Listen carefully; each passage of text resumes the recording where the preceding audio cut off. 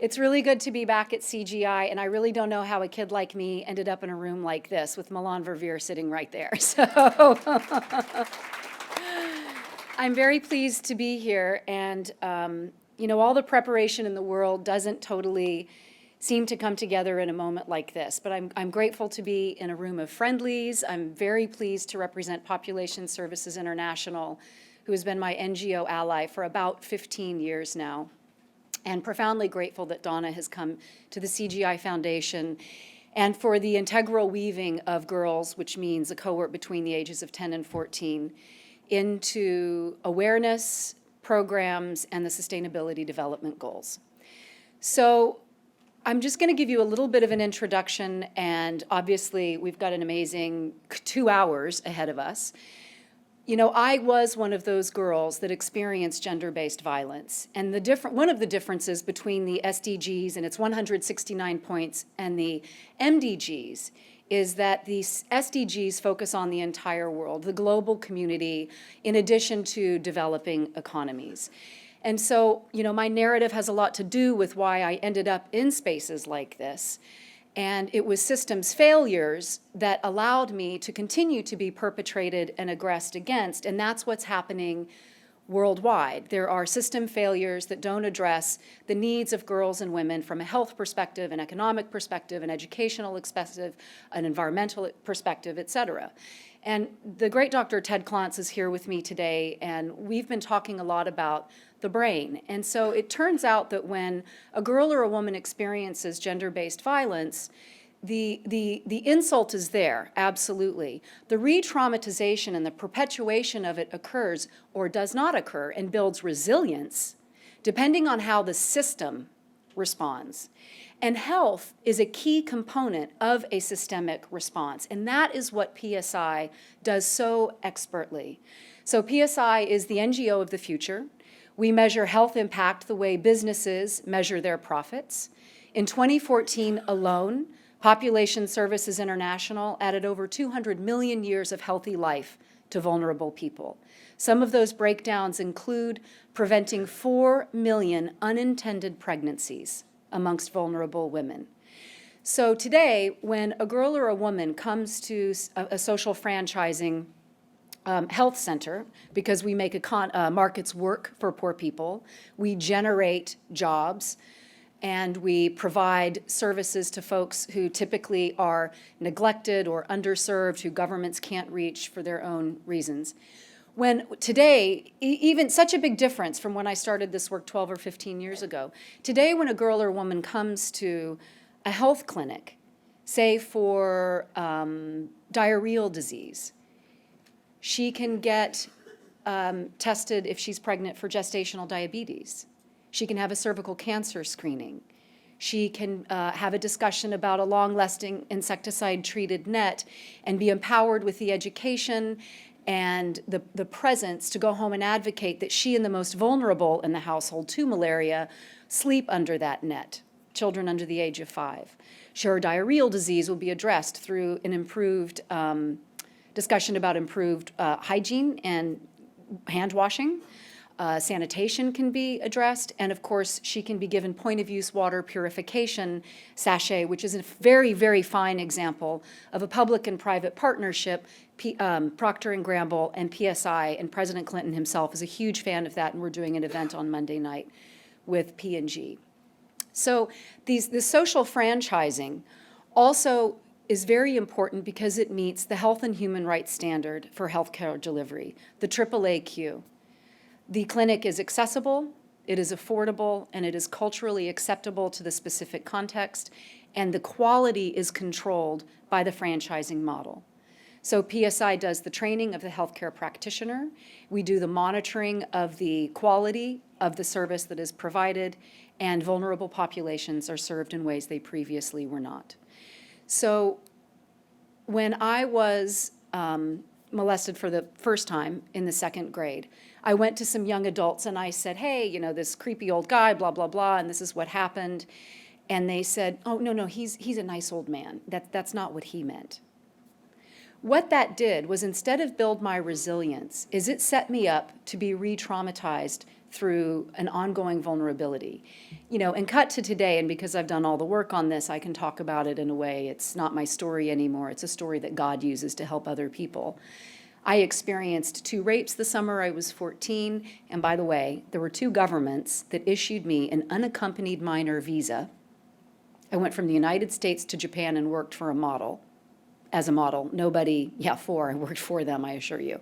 And there was no local, parental, governmental intervention on that. I was molested the entire summer by the head of the agency, and I also experienced a sexual assault from another model.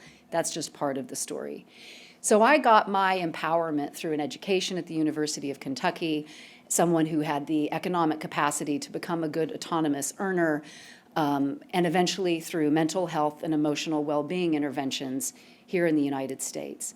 So an integrated all-systems approach that we're talking about with the SDGs, and my personal emphasis on health, creates the systemic response that will allow any girl or woman in the world who is faced with gender-based violence, and in the countries where PSI works, that's about 70% of the girls and women, to develop a personal response of resilience instead of ongoing vulnerability and exploitation. I just want to, I know this is out of line because it's not a question, it's a comment, but I think it's really important to mention that it's not just about sexual violence against girls, sexual violence against women.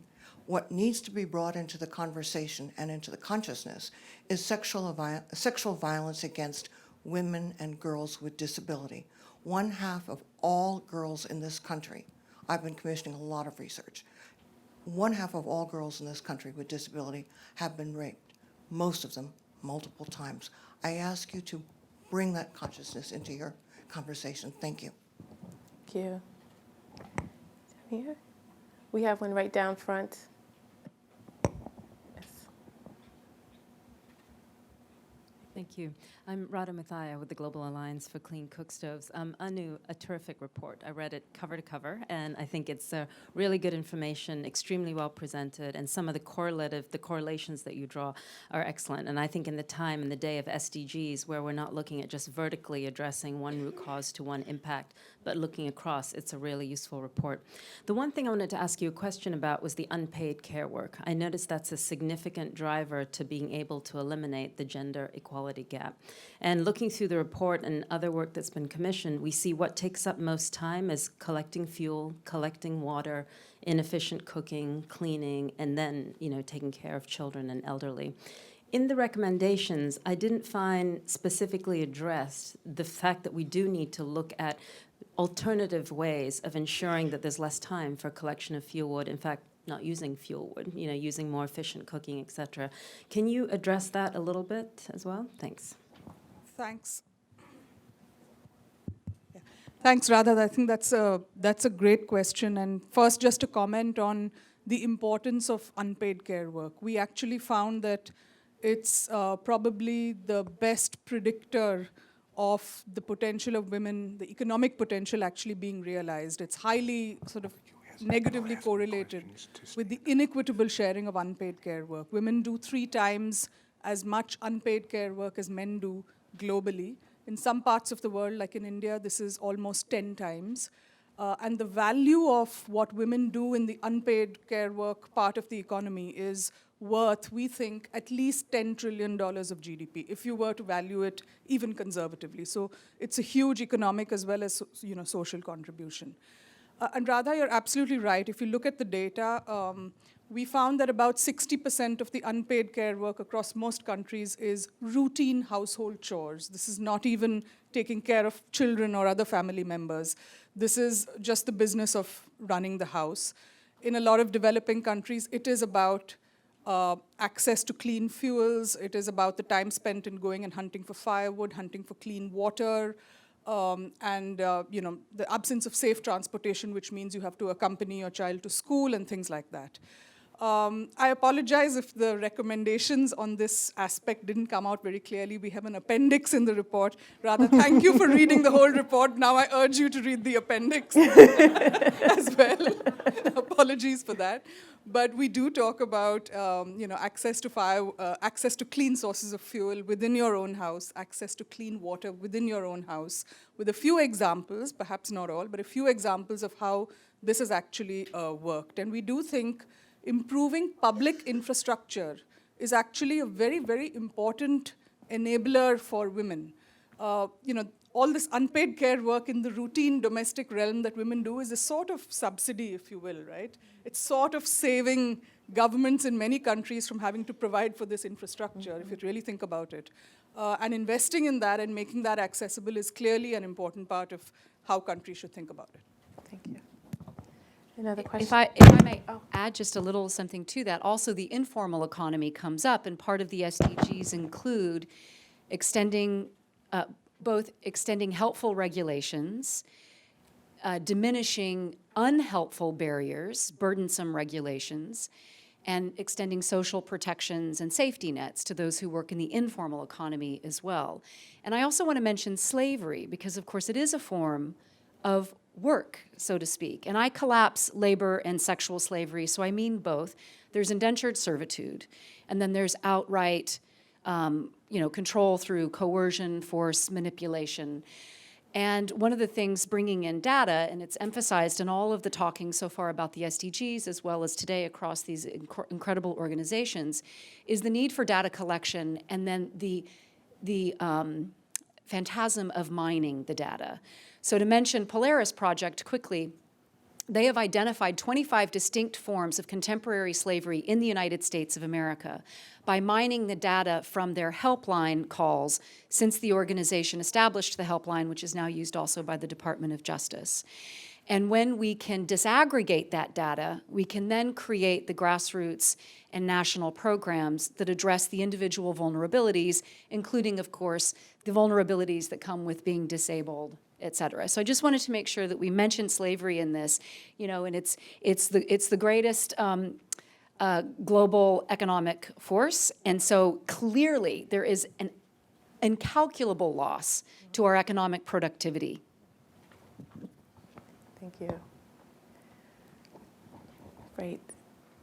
Here, this gentleman in the red tie, yes. Again, thank you very much. This is Neil Ghosh. Can you please, from- I'm sorry, can you Sure. please stand up? Neil Ghosh from SNV USA, but all the presentation are brilliant. Gary, you are one of the role model that we follow, what we are doing. And wanted to mention, I have a question, but I wanted to mention to Gary also. Gary, after talking to you 3 years ago, we are making a commitment tomorrow on Global Youth Initiative, how to empower young people to address the issue of violence against women and girls and extreme violence and other issues. So thank you, Gary, for that inspiration. Question to you in terms of the survey. I noticed one more point you mentioned about attitude, behavioral issue. And one of the reasons I say that arresting rapists is not solving rape problem in India, just like arresting, killing Bin Laden is not solving terrorism. So it's all about how do you really empower the young population. So my question to you, during the survey, have you talked to younger people, asked them whether they have what their ideas are? If so, if you can share with us. Great question again. Our focus in this research was to be as global and comprehensive in terms of coverage. So we looked at 95 different countries because we wanted to account for 90% of world population of women. And as a result, what we didn't do is run a survey of our own. And what we tried to leverage was existing surveys that actually cover a vast majority or a large share of such countries. We actually used the World Values Survey, which had some attitudinal data on how women as well as men think about violence. But what we do plan to do as a next step, as we take this work into specific countries and engage local governments and local leaders in civil society and the business sector on some of these issues, we do plan to go a little bit deeper into two topics, which we think are the most interesting and important topics across the whole spectrum of indicators we looked at. And they're economic empowerment and violence against girls and women. So these are the two most promising areas that we plan to deep dive into further. And I think talking to young people is actually a great part of sort of understanding, particularly in countries where the young demographic is so important. I mean, it's more than half the population in many countries that we're looking at. Great. We are running out of time, and so we only have time for one more question. I'm so sorry. Close your eyes. I know. Nikki McIntyre, right, up in the front. Do we have a, yes, I called you out by name, Nikki. Thank you. I also want to say Can you please thanks. stand up? Sorry, I'm Nikki McIntyre, and I'm with Mama Cash Foundation, an international women's fund based in the Netherlands. And I want to also thank all of the speakers. I am particularly excited about the new report by McKinsey. And I want to give you some information about a new coalition that is underway called the Win-Win Coalition, which has been looking at the issue of how can we work with corporations that are increasingly coming to the table and interested in supporting women's economic empowerment, but do it in a holistic way, an integrated way. And so I was just so thrilled to see this data back up some of the work that we've been doing recently with AWID and Mama Cash and this coalition. And I guess the question that I have is, we are seeing that corporations are supporting economic empowerment for women, but at the level of financial access, training, support, but not taking into account violence, not taking into account access to reproductive health services, not taking into account the legal environment, etc. And in your work, have you come across why that might be? And an invitation to everybody to think about joining this win-win coalition, because this is exactly what we're trying to do, and also make the connection with existing organizations that can help provide the support on the domestic violence, etc. So. Thanks very much for that comment and question, and for sharing the story of Win-Win with us. I think the one important thing to keep in mind when it comes to corporations is that there's going to be a very large, let's say, share of mind in terms of self-interest, or why does this really make sense for us? And when the two come together, so the issue of violence coming in the way of corporations actually meeting their goals, I think that's clearly a sweet spot. One example, very interesting example of that, is actually India's IT services industry, which is growing on the back of well-educated women, but finding that adopting, better diversity practices is just not enough. The big barrier in the whole BPO and knowledge-enabled business is that it's just not safe to travel at night. It's just not safe for girls, women, to commute to work and back. So it's an issue of violence that comes in the way of business growth, and the industry association has come together and come up with ways, since the government provided infrastructure is not good enough, to try and shape that, but then also to provide GPS-enabled vehicles that ferry women back and forth and improve that sense of security. So that's one great example where self-interest and the objective of tackling violence actually come together. The other example is some of the foundations of some large corporations, which have thought about using their expertise, whether it's in branding or marketing or social media, to actually create platforms where girls, adolescents, can engage with each other in chat shows and radio programs and those kinds of forums that build a sort of network and share ideas and stories about violence. And this is to do, I still think this is somewhat linked to self-interest, because it's a way of sort of promoting and extending your brand and appeal. And I do think that's going to be an important part of engaging with corporations. Maybe I'll make one quick comment coming from the business sector. In the early days of HIV and AIDS, when activism had really picked up, really the first area of focus between the HIV/AIDS activists and the business sector was destigmatizing HIV in the work environment and putting into place policies that not only would destigmatize, eliminate any risk of job loss, but also extend access to services. And that was an outcome of activism. And I also, in addition to my day job, I'm acting CEO of GBC Health. It used to be called the Global Business Coalition on HIV and AIDS. Richard Holbrooke was its first CEO, and I was associated with it at the time. I remember when this happened. I believe a similar opportunity exists here to set up essentially codes of conduct that can be adopted by the business sector. There's certainly, the business sector is very familiar with women's empowerment. Most large companies are engaged in that area. And set up a set of norms within the company environment regarding violence, because companies can implement that fairly quickly. I actually think businesses can move faster than governments and faster than civil society, because they can essentially put these rules, if you will, into place and to cause a intolerant environment, not only within the business environment, but also within families and communities. I think there's an opportunity there. And like anything else, like Margaret Mead said, you know, you say things are impossible for one person to change things, but it's always the way it happens. I think a small group of people can take this on and actually get this embedded in policies and companies.